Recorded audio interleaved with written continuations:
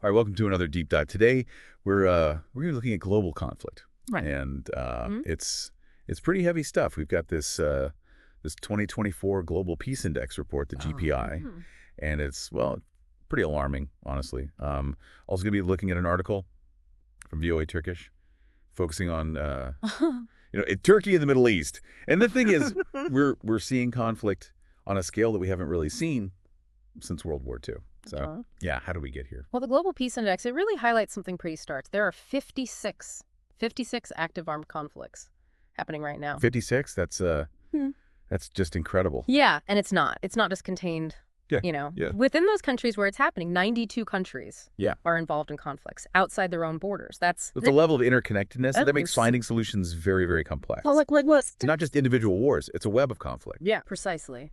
And the human cost is just staggering. Last year. In 2023, over 162,000 people died because of these conflicts. And the GPI suggests that we might even surpass the death toll of the Rwandan genocide this year in 2024. Oh, wow, that's a horrific thought. It's easy to get lost in the numbers, but we're talking about real lives lost. Absolutely. And beyond the human toll, the economic impact is massive. The GPI calculated that last year alone, 2023, conflict cost the global economy $19.1 trillion. $19.1 trillion. I Yeah. mean, how do you even wrap your head around a number like that? Well, it represents 13.5% of global GDP, just gone. And those ramifications are felt everywhere. It disrupts supply chains, creates economic instability, hinders development. Think about it. Everything, from the price of gas to the availability of food, can be impacted by some conflict happening thousands of miles away. Yeah, it really shows how interconnected we all are. But it's not just the scale of the conflict that's changing, it seems like. The nature of war itself. Conflict is evolving too, right?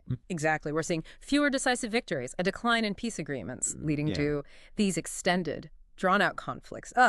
Think Gaza, Ukraine, what some are calling forever wars. And adding to this complexity is the rise of asymmetric warfare. Smaller nations, even non-state actors, are leveraging technology like drones to level the playing field against more traditional military power. And the GPI actually has some data on that. The use of drones by states increased by 150% between 2018 and 2023. But for non-state actors, it was a 1,400% increase. It's a complete game changer. Imagine a world where a relatively small group can wield the same kind of air power as a nation state. It completely upends traditional power structures, creates a whole host of new challenges. Okay. In terms of international security. And diplomacy.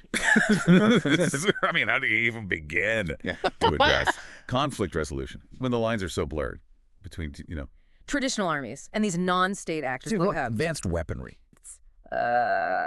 That's a question with no easy answers. And it's especially relevant when we look at one of the most volatile regions highlighted by the GPI, the Middle East and North Africa, or MENA. It consistently ranks as the least peaceful region, driven by conflicts like the war in Gaza and the ongoing instability in Yemen and Sudan. Yeah, and here's where that VOA Turkish article really comes into play. It examines Turkey's role in the region, particularly in Syria, and their relationship with Kurdish groups, which is really complicated. It's important to remember that Turkey views the SDF, the Syrian Democratic Forces, as an extension of the PKK, right? Which Turkey, the U.S., and the EU all designate As a terrorist organization. Right, yeah. It's such a tangled web of alliances, rivalries. And it seems like the way Turkey approaches the Kurds in Syria is really kind of tied to how it handles its own internal Kurdish issue. Absolutely. If Turkey wants to be a key player in the reconstruction of Syria, almost certainly needs to find a way to cooperate with the Kurds. That's easier said than done. It is a long history of conflict there. And mistrust. So then, how does all of this regional instability play into this larger picture of global conflict? The GPI points to a concerning trend that extends far beyond the Middle East. Since the war in Ukraine began, 91 countries have increased their military spending. So are we looking at like a new kind of arms race? In some ways, yeah. But it's not just about amassing troops like we saw in the past. What's really driving this new era of militarization is technology. Troop numbers have actually decreased. in a lot of countries, but advancements in military technology are making armed forces more powerful than ever. The GPI reports that global military capability has increased by 10% over the last decade, despite those troop reductions. So less boots on the ground, more emphasis on high-tech weaponry. Exactly. We're seeing a shift towards things like AI-powered weapon systems, Yeah. hypersonic missiles, and increasingly sophisticated cyber warfare capability. And what are the implications of Okay. that? I mean, it seems like we're moving towards a future where conflicts could be even more devastating than anything we've seen before. Yeah. It's a valid concern, and it's why it's crucial to understand these evolving dynamics. It's not just about policymakers and world leaders. These trends impact all of us. So what can we as individuals do in the face of these seemingly insurmountable global challenges? Well, you're right, it can feel overwhelming, but Yeah. the first step is awareness.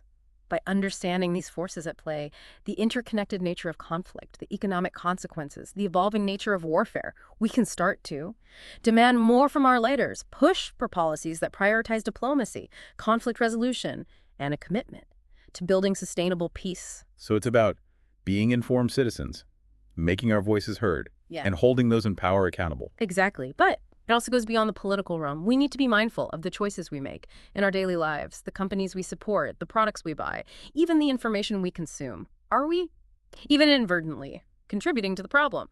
Or are we actively supporting initiatives that promote peace and understanding? So you're saying that every choice we make, no matter how small, can contribute to either perpetuating conflict or helping to build a more peaceful world.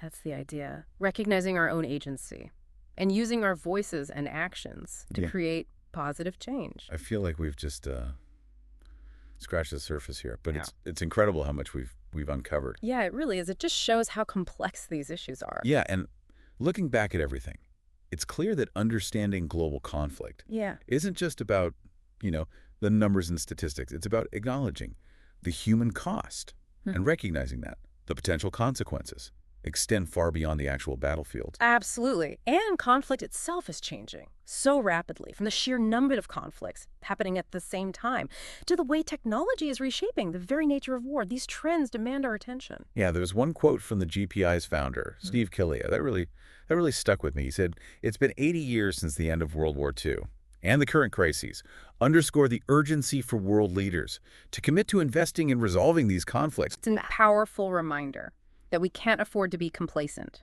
The stakes are too high. We need to hold our leaders accountable and demand action. But we also need to recognize our own role in shaping a more peaceful world. So as we wrap up this deep dive, we want to leave you with this question. How might these global conflicts impact your life, directly or indirectly? And what role can you play in promoting peace in an increasingly interconnected world? It's a question worth pondering. The answers might surprise you.